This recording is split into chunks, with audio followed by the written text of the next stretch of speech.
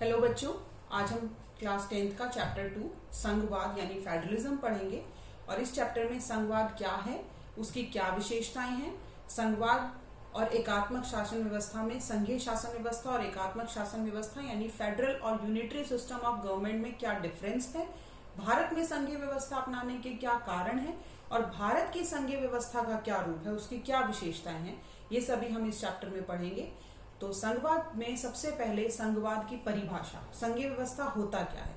संघवाद सत्ता की साझेदारी यानी पावर शेयरिंग का ही एक रूप है। संघवाद यानी शक्तियों का बंटवारा। जब भी आप संघवाद की परिभाषा लिखें, उसमें डेफिनेशन लिखें तो सेपरेशन ऑफ पावर्स यानी शक्तियों का बंटवारा किसके बीच में, केंद्र और राज्य सरकारों के बीच में शक्तियों का बंटवारा होना संघीय शासन व्यवस्था कहलाता है। तो इसको आगे बढ़ने से पहले हम दो तरह की शासन व्यवस्था है हमारी, संघीय शासन व्यवस्था और एकात्मक शासन व्यवस्था। तो इनमें अंतर स्पष्ट आपको आना चाहिए कि ये किस प्रकार से अलग है।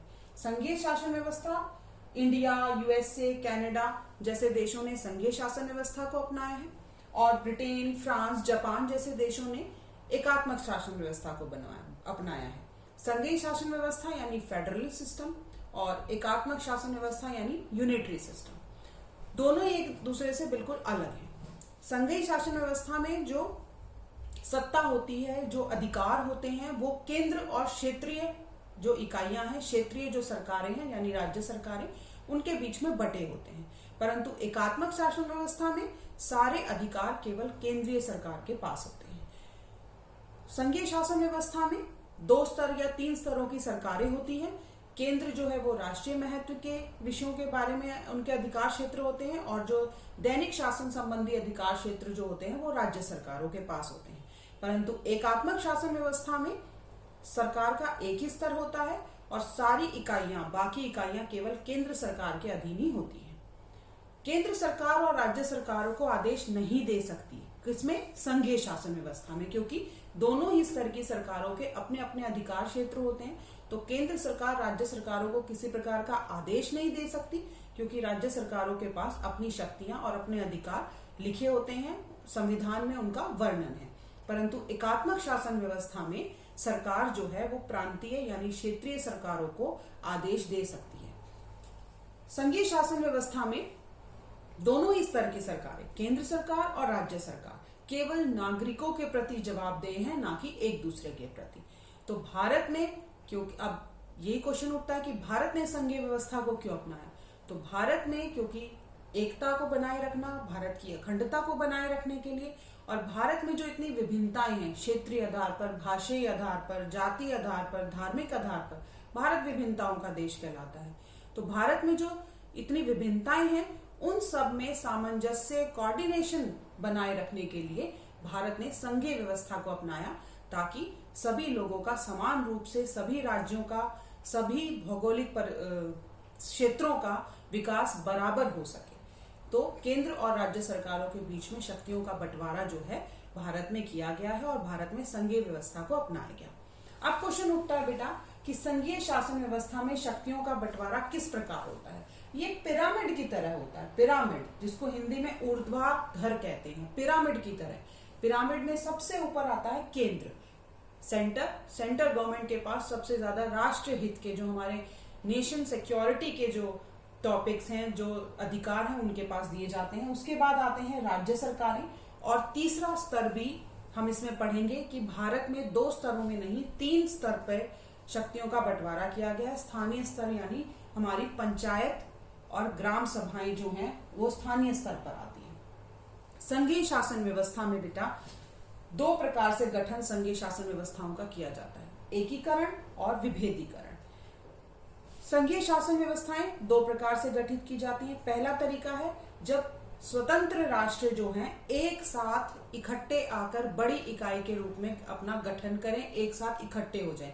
जैसे कि अमेरिका को यूनाइटेड स्टेट्स ऑफ अमेरिका क्यों कहते हैं, क्योंकि वो बहुत अलग अलग स्टेट्स यूनाइटेड हैं, एक साथ इकट्ठे हो गए हैं और उन्होंने एक बड़ी इकाई के रूप में अपने आप को स्थापित करने का निर्णय लिया। तो इसको कहते हैं एकीकरण। तो संघीय व्यवस्था का गठन एक होता है एकीकरण के द्वारा और दूसरा तरीका है विभेदीकरण के द्वारा, जो भारत ने अपनाया भारत में आपको पता ही है, जैसे पहले भी बताया, कि विभिन्नताओं का देश है और सब राष्ट्रों की, सब राज्यों की अलग अलग पहचान है, हर क्षेत्र की अलग पहचान है। तो अपनी सुरक्षा और अपनी पहचान बनाने के लिए अपनी आंतरिक विविधताओं, विभिन्नताओं का ध्यान रखते हुए राज्यों का गठन किया और राज्य और राष्ट्रीय सरकार जो है उनके बीच में शक्तियों का बंटवारा करना, वो विभेदीकरण कहलाता है। तो दो तरीके से संघीय व्यवस्था का गठन किया जाता है, एकीकरण और विभेदीकरण द्वारा। एकीकरण जिसमें अनेक स्वतंत्र राष्ट्र, अलग अलग राष्ट्र, लेकिन वो पिछड़ गए हैं और वो एक साथ आने का निर्णय लेते हैं और एक बड़ा देश बनाने का निर्णय लेते हैं, तो वो एकीकरण प्रक्रिया है। जैसे कि अमेरिका और ऑस्ट्रेलिया ने एकीकरण प्रक्रिया द्वारा संघीय व्यवस्था को अपनाया है। और विभेदीकरण जिसमें कि विभिन्नताओं को ध्यान में रखते हुए, विविधताओं को ध्यान में रखते हुए राज्यों का गठन करना और उनमें शक्तियों का बंटवारा कर देना, जैसा कि भारत और जापान ने विभेदीकरण की नीति अपनाई है। अब इस चैप्टर में जो मेन टॉपिक है बेटा, वो है संघीय व्यवस्था की विशेषताएं क्या है, किस प्रकार जो है संघीय व्यवस्था में क्या क्या चीजें आएंगी जिसमें आप उनकी, जो भारत के लिए भी इंपॉर्टेंट है। संघीय व्यवस्था की विशेषताएं क्या है? पहली विशेषता है बेटा, 2 या 2 से अधिक स्तरों वाली सरकार। संघीय व्यवस्था में 2 या 2 से अधिक स्तरों पर सरकारें होती हैं, जैसे केंद्र, राज्य और स्थानीय स्तर की सरकारें। दूसरा इसकी विशेषता बेटा, लिखित संविधान। संघीय व्यवस्था में लिखित संविधान होता है। संविधान में सभी स्तरों पर, केंद्र और राज्य सरकारों में जो शक्तियों का बंटवारा होता है, जो उनके अधिकार क्षेत्र हैं, उनका लिखित वर्णन होता है। तो लिखित संविधान जो है वो संघीय व्यवस्था की दूसरी विशेषता है। तीसरी विशेषता है शक्तियों का विभाजन, यानी केंद्र और राज्य सरकारों के अधिकार क्षेत्र अलग अलग हैं, उनमें शक्तियों का बंटवारा कर दिया गया है, संविधान में ये लिखित है। जब शक्तियों का बंटवारा है, सबके अधिकार क्षेत्र अलग अलग हैं, 3 सूचियों में किए गए हैं, जिसको हम एक और वीडियो में कवर करेंगे कि शक्तियों का बंटवारा किस प्रकार किया गया है। केंद्र सूची यानी जिसे संघ सूची कहते हैं, राज्य सूची और समवर्ती सूची।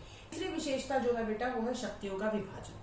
शक्तियों का विभाजन, राज्यों और केंद्र के बीच में जो शक्तियों का विभाजन हुआ है, वो संघीय व्यवस्था की एक सबसे प्रमुख विशेषता है। संघीय व्यवस्था कहते ही उसे हैं कि जब 2 या 2 से अधिक स्तरों के बीच में शक्तियों का विभाजन, अधिकारों का विभाजन हो।